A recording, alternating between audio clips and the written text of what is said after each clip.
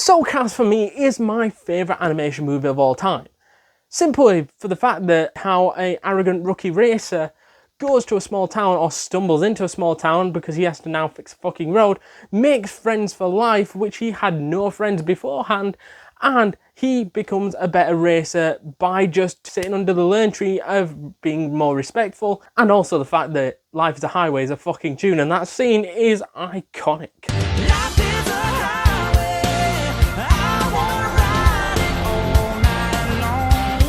And this is the kind of movie that doesn't get made in today's day and age, unfortunately. Simply for the fact that they're far too focused on movie sequels, movie prequels, and when they do create something new, when they create something out of this world where they think, oh my god, this is something new, this will be our next Cars, our next Up, this will be our next Toy Story, it doesn't deliver. Simply for the fact that one of the main examples of the recent years, they released Soul.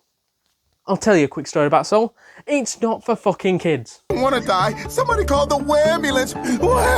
Simply, that movie was not for kids and should not have been put out as a kids animation film because it was so boring to kids. It was so bland for kids, and they don't really want to know life after death, do they? They want these exciting stories of cars with faces on, and Toy Story where toys are coming to life. That's the sort of stuff they want to see, or Incredibles kicking ass. They don't want to see that. So to me, Disney's flaws is knowing your fucking audience for a start. But no, the whole story of being able to be like McQueen in this situation, an arrogant racer who thought he was better than he actually was, goes into a scenario where he stumbles into and ruins a road in Radiator Springs and now has to fix it. And he's got no way of escape because they're keeping him there without his will. And he absolutely hates it at the start. And I love the development where he goes from that to loving that and not wanting to leave because the friends in the community that he's been able to talk to, whether it be mate, whether it be Sally, whether it be other people around him, he embraces that culture and that community, and he loves it that much that he doesn't want to go back to racing. And even though they forced him to make the road after that, he was more than happy to oblige because of the people that were around him and that he started to enjoy that. And it taught him a good lesson that no matter how famous you are as a race car and how big you are as a superstar, you still treat people with respect. You still treat people how you should want to be treated. And I love that. I absolutely love that. And I think the whole thing then around sitting under the learn tree of Doc even, becoming a better racer, and then when he goes back to the racetrack, he's a completely different racer. He's a complete different mindset to what he had beforehand, and that's why I think this story is so perfect, and I wouldn't have changed a fucking thing. Also, don't you think it's funny, right, that all the best Pixar movies have a comedy duo in? Hear me out, right? So you got Mikey and Sully in Monsters, Inc., right? Yeah. You also have Finding Nemo with Dory and Nemo. Obviously, they're sort of like comedy duo. Yeah, you with me?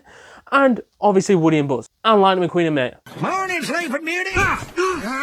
Tell me that that's not the secret sauce to making a successful Pixar movie.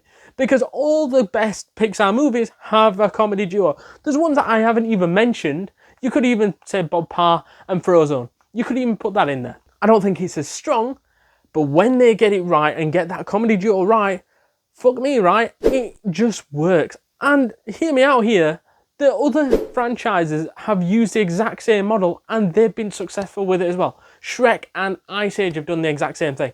I love to see that. I love to see these comedy duos. That's what animation movies should be. They should be entertaining. They should have these comedy things in there and relatable best friend friendships, which nowadays Pixar just seem to forget about these big friendships which make movies special. And don't get me wrong, Lightning McQueen and Mate's friendship is iconic and phenomenal, funny, and brings the movie together. But I also love the subtle romance angle between Lightning McQueen and Sally, in which, sadly, after the first film, never really truly picks up. In the second and third films, it never really gets exploited. They're just like, oh, they're together. And whilst this was a racing film, and we can all agree that a lot of what is the ending and even the beginning of is about the racing, right? But it feels like a majority of the film doesn't feel like a racing film. It feels like we're following different journeys, and we're uncovering so much that we almost forget it's about racing. When we uncover how a town of Radiator Springs used to be a hot tourist attraction on Route 66 until the highway was built, in which left the town derelict and without any customers coming through and any consumers. You also have Dog Hudson, who used to be a absolute great Piston Cup racer, won many Piston Cups in his time, and then after a bad accident and a bad crash, he then got written out and retired and literally put the racing aside and didn't want to look back at his racing career ever again, until Lightning McQueen sparked that light back into him to help him become a coach almost for Lightning McQueen and learn off him and be able to sit under the learn tree. That for me was fantastic. And then that's why we're reminded of the race, because Doc calls them up and is like, oh yeah, Lightning McQueen's in Radiator Springs. They'll come and then they go away again. But in that madness, then Doc becomes his crew chief and becomes a coach for him. And something that was great about that particular ending as well is not after just all the sitting under the learn tree.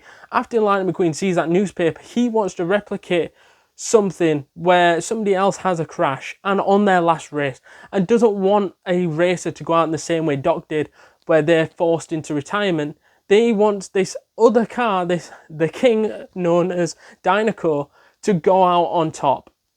At least finish, at least cross the finish line. So he sacrifices himself winning the Piston Cup to help a old car and an old friend that will now be able to finish his last race. Before we jump back into this video, guys, please do us a massive favour and smash that subscribe button, because you do not want to miss a thing this week, next week, and the week after, because we've got tons and tons of content planned for you guys, and you can do us a massive favour by smashing that subscribe button, joining the community, getting updates to all the latest videos from the YouTube shorts to the actual videos. It is well worth it, completely free, and you will not regret it.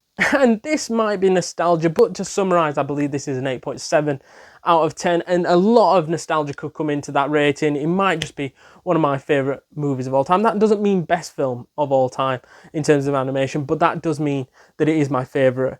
And 8.7 is a decent rating, I think, for Cars. Let us know your thoughts down in the comments down below. Do you agree with my rating and all that jazz? Let us know your ratings down in the comments down below.